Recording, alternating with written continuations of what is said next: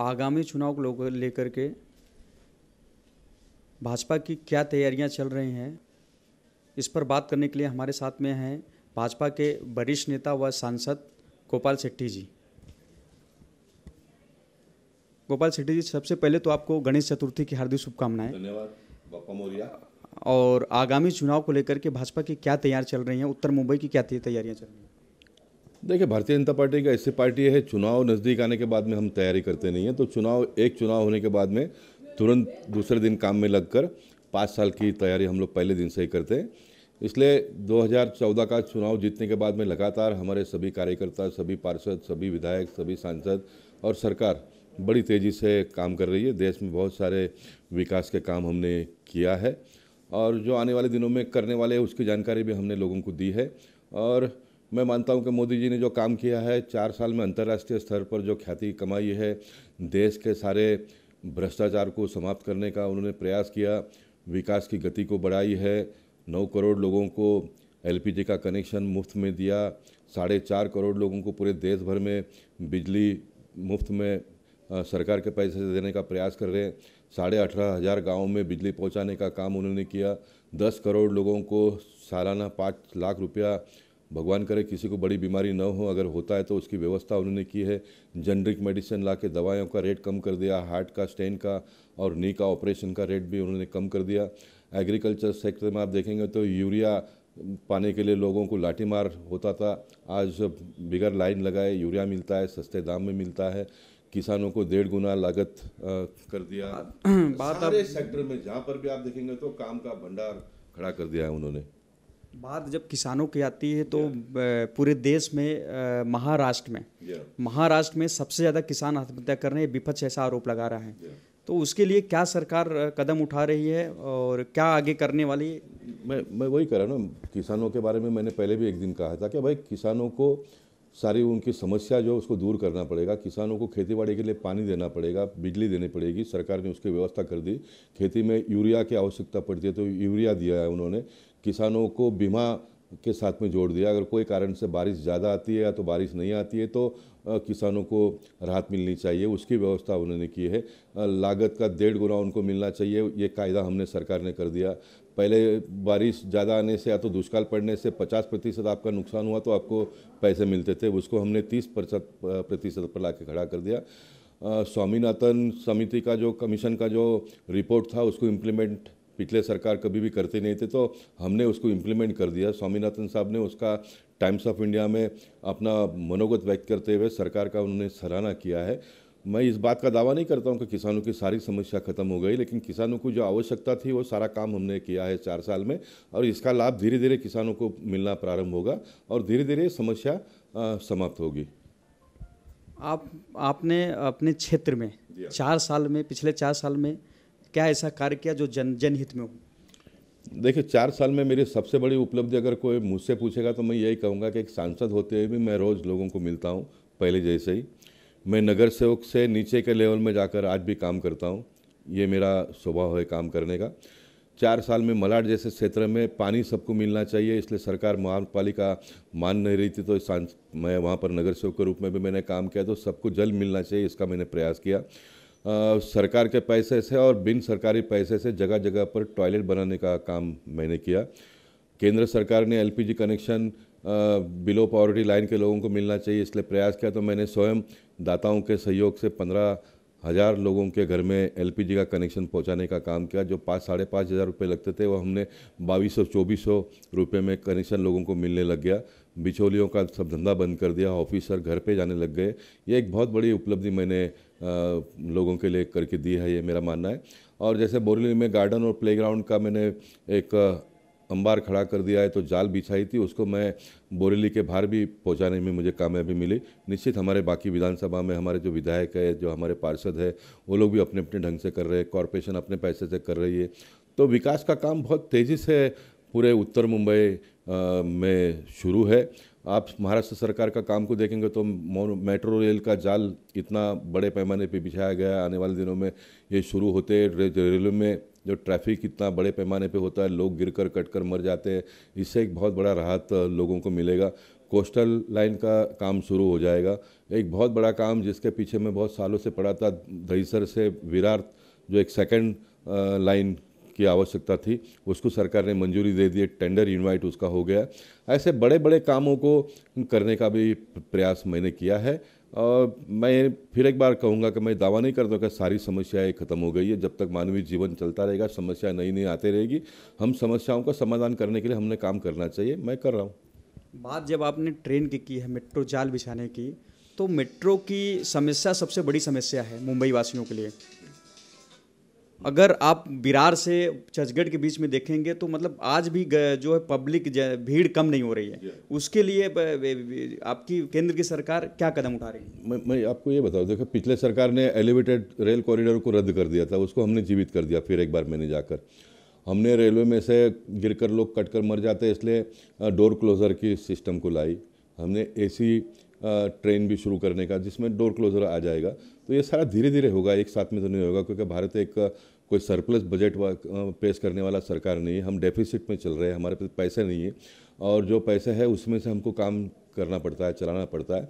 इसलिए rail corridor को फिर हमने जीवित कर दिया। तो रेल कॉरिडोर बनने के बाद में गर्दी कम होगी, एक्सीडेंट कम होगा। मेट्रो का काम शुरू है, मेट्रो जब दौड़ने लगेगी तब पब्लिक यहाँ पर डाइवर्ट हो जाएगी। आप देखेंगे वर्सोवा घाटों पर जो पौने 2 घंटा लगता था लोगों को, आज 20 मिनट में लोग पहुँच रहे हैं। इतनी बड़ी राहत मिल गई। तो पिछले सरकारों ने काम नहीं किया, अभी बैकलॉग इतना बड़ा हो गया, मेरी सरकार उसको करने का प्रयास। वर्सोवा घाटकोपर की बात कर रहे हैं। वर्सोवा घाटकोपर की ये पिछली सरकार, क्या इसका श्रेय पिछली सरकार को दे रहे हैं या मौजूदा सरकार को? देखिए, जो भी सरकार ने किया उस सरकार को उसका श्रेय देना चाहिए। मैं ये नहीं कहूँगा सब हमने ही किया है, ये मैं बिल्कुल दावा नहीं कर रहा हूँ। मैं ये कह रहा हूँ कि वर्सोवा घाटकोपर होने से कितनी बड़ी राहत मिली। वैसे ही ये मेट्रो जो अभी काम शुरू है, ये ट्रेन दौड़ने लगेगी तो उसमें से राहत लोगों को मिलेगी। पिछले 4 साल में जो आपने विकास कार्य किया वो कितना चुनौतीपूर्ण रहा? चुनौतीपूर्ण मतलब उसके लिए आपने मतलब कहाँ कहाँ आपको लेटर पत्र जो करना चुनौतीपूर्ण, जो कितना चुनौतीपूर्ण रहा वो? देखिए, सरकार किसी की भी हो, सरकारी अधिकारियों के काम करने की एक मानसिकता होती है, वो परमानेंट होती है, सरकार किसी की भी हो। अब जो जनप्रतिनिधि जो होता है वो लड़ झगड़ कर जितना करवा सकता है वो उसकी कामयाबी होती है। अब ये बात सही है कि जब कांग्रेस की सरकार थी तो मेरा लड़ने का थोड़ा स्टाइल कहिए या तो अलग था, तो अभी सरकार आने के बाद में थोड़ा उसमें बदलाव आता है। लेकिन मैं मानता हूँ कि अधिकारी काम करते हैं और बड़े पैमाने पे हुआ है। और सरकार किसी की भी हो, आप घर बैठे बैठे सब आपका काम हो जाएगा ये अपेक्षा करना गलत है। आपको प्रयास तो करना ही पड़ता है। मैंने प्रयास किया और मुझे सफलता भी मिली है उसमें। कृपा शंकर, इस समय जो महाराष्ट्र में खबरें चल रही हैं कृपा शंकर सिंह को लेकर के कि वो बीजेपी में शामिल हो रहे हैं, इसमें कितना तथ्य है? इसका जवाब तो कृपा शंकर ही दे पाएंगे, मैं कैसे दे पाऊंगा। वो कहाँ जाने वाले, क्या करने वाले, इसका निर्णय तो वही लेंगे ना, तो इसका जवाब मैं कैसे दूंगा। आगे आपके शिक्षा मंत्री, राज्य के शिक्षा मंत्री विनोद तावड़े पर ऐसा आरोप लगते रहते हैं कि वो क्षेत्र में दिखते नहीं हैं और वो आपका क्षेत्र आता है उत्तर मुंबई।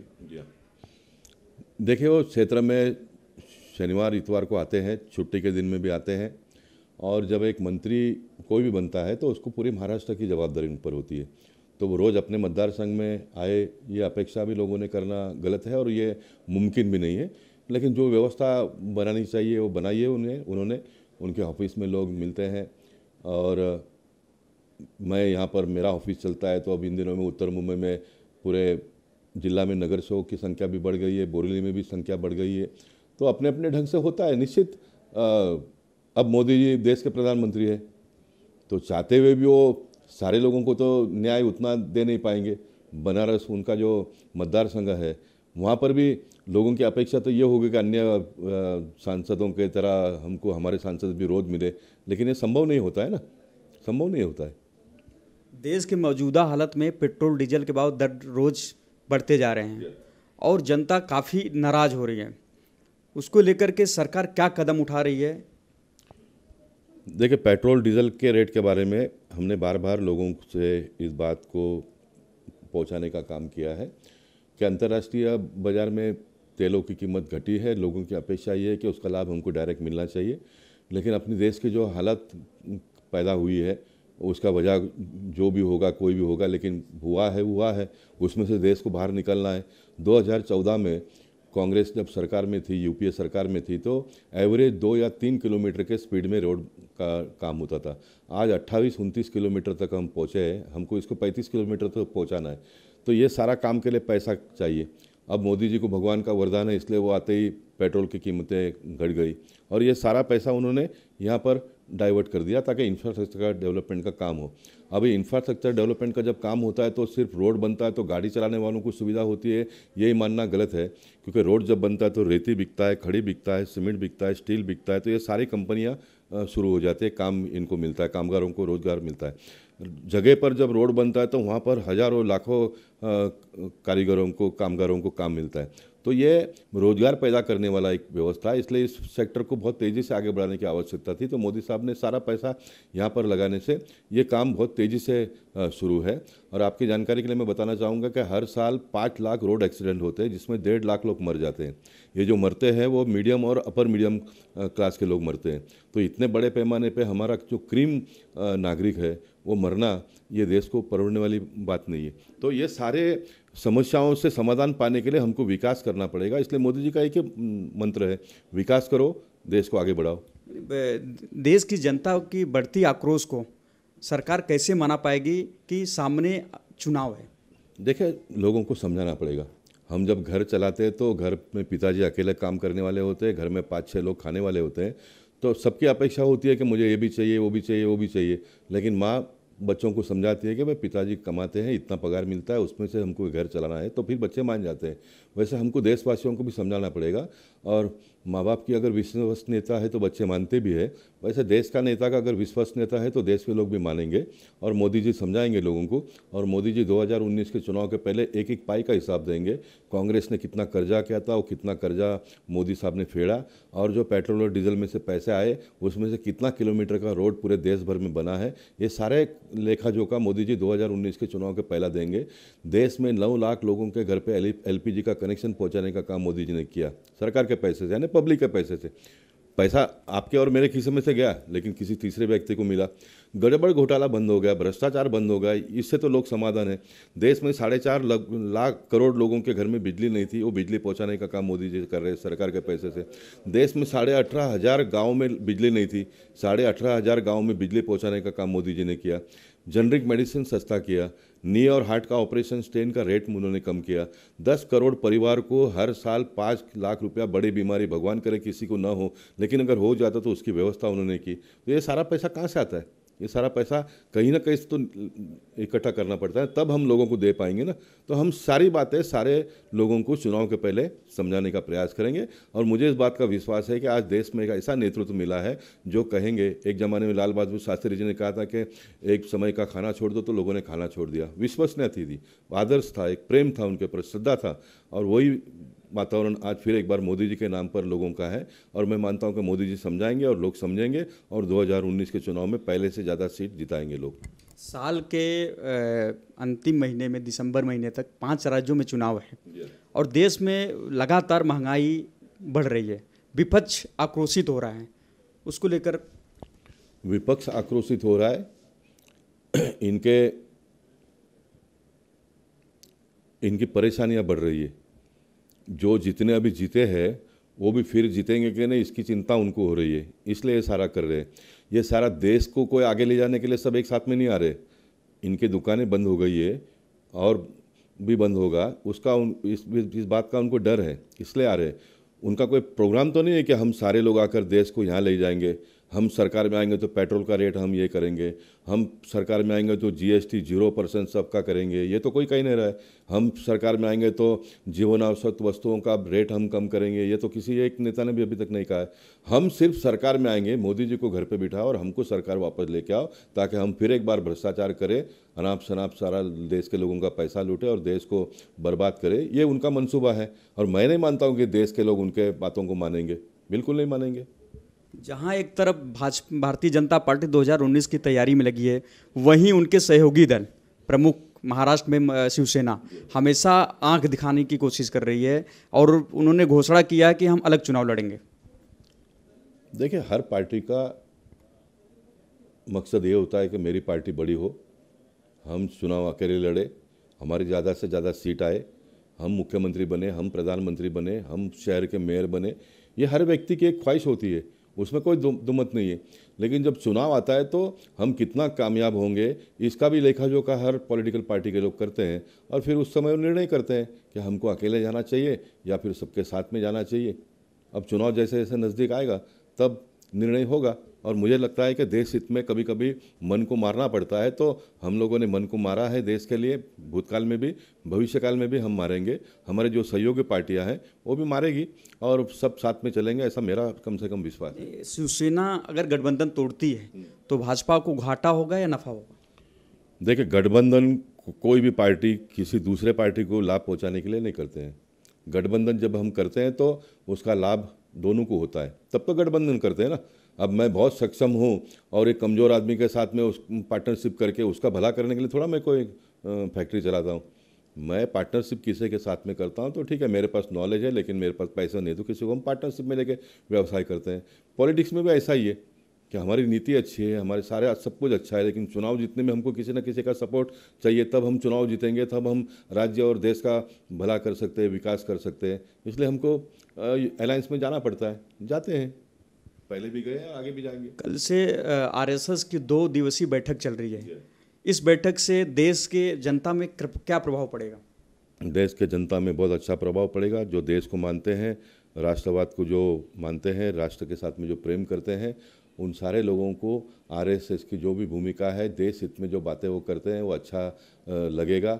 ये मेरा विश्वास है कि हम जैसे को लगा, इसलिए तो हमने पूरा अपना जीवन संघ परिवार के साथ में जोड़कर भारतीय जनता पार्टी में हम लोग आज काम कर रहे हैं।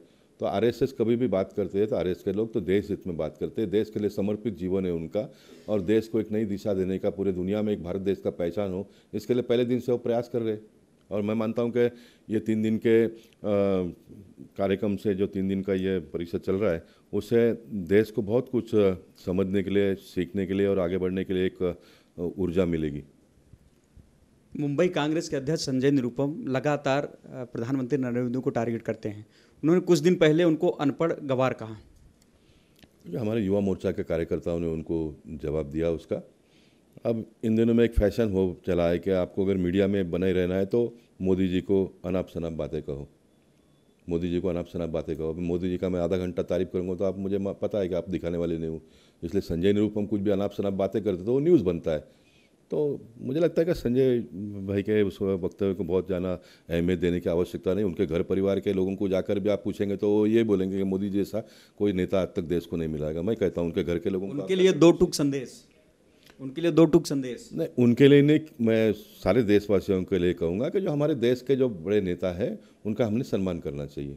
इस प्रकार के अनाप शनाप बातें नहीं करनी चाहिए हमने किसी के बारे में। बीते 1-2 महीने में, जुलाई में, कुछ आपके बयान को लेकर के पूरे महाराष्ट्र में चर्चा हुई थी, और लोग बोल रहे थे कि भाई गोपाल शेट्टी जी ऐसा ना हो कि बीजेपी छोड़ दे। उस पर नहीं, मैं बीजेपी जीवन के अंतिम क्षण तक नहीं छोड़ूंगा, कि बीजेपी मेरी आत्मा है, बीजेपी मेरा प्राण है। अगर आपके शरीर में से आपका प्राण चला जाए तो आप जिंदा नहीं रह सकते हो। बीजेपी छोड़ने की बात तो सपने भी नहीं सोचने का। मैंने ये ज़रूर कहा था कि भाई मेरे ये स्टेटमेंट से अगर मेरे पार्टी को अगर कोई परेशानी होती है तो मैं ये पद छोड़ दूंगा, क्योंकि मैं एमपी हूँ तो पार्टी को भी उसका खामियाजा भुगतना पड़ता। तो मैं नहीं चाहूँगा कि मेरे वजह से मेरे पार्टी को कोई खामियाजा भुगतना पड़े, और मैं मेरे बात को बहुत स्पष्ट रूप से लोगों के साथ में रख पाऊँ, इसके लिए मैंने वो बात कही थी। लेकिन मेरी बात को मेरे पार्टी के लोग भी समझे, मीडिया के लोगों ने भी बाद में वो बंद कर दिया तो वो भी समझे होंगे। और ख़ास करके जो समाज के बारे में कहा था, वो समाज के बारे में मेरे मन में बहुत आदर है। मेरे साथ में सारे लोग काम करते हैं, उनको साथ में लेकर चलने के लिए मैंने वो बात बताया था कि भाई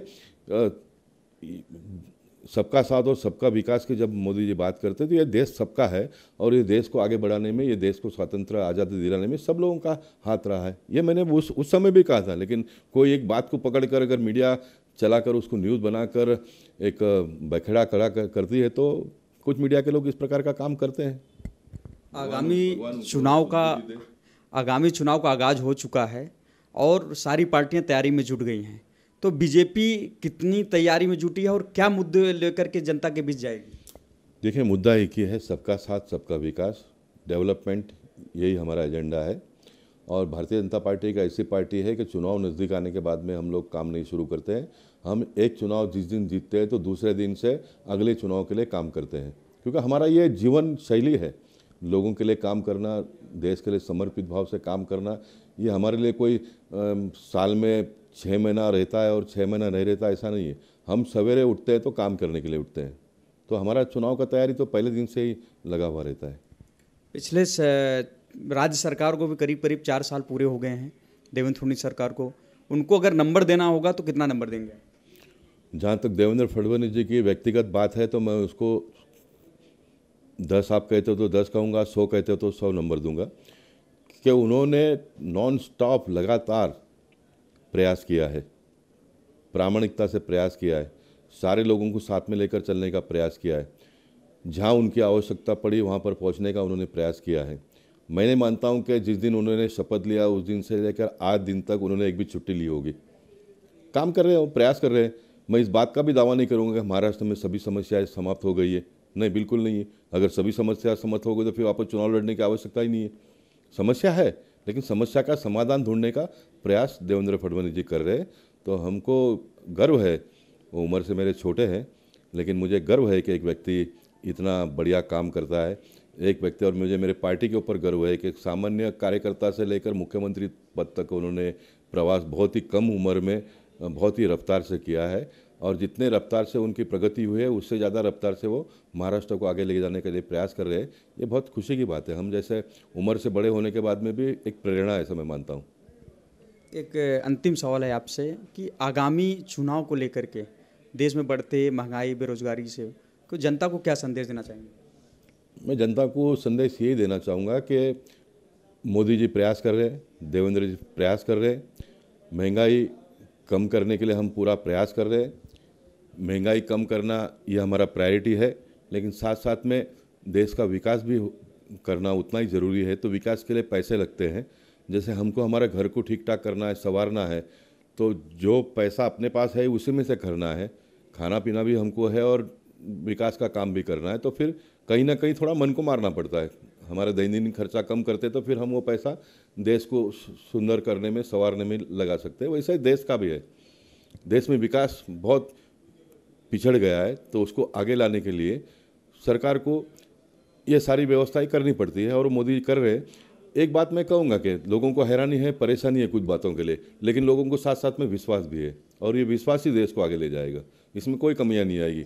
विपक्ष के लोग या तो सो कॉल्ड मीडिया के लोग जो भी कहते हैं, जो भी करते हैं, वो करते रहेंगे, लेकिन लोगों का विश्वास मोदी जी पर है कि ये मोदी जी देश को आगे ले जा रहे हैं, यही आगे ले जाएंगे। इसलिए 2019 के चुनाव में फिर एक बार भारी मत से जिताकर प्रधानमंत्री मोदी जी को बनाएंगे लोग।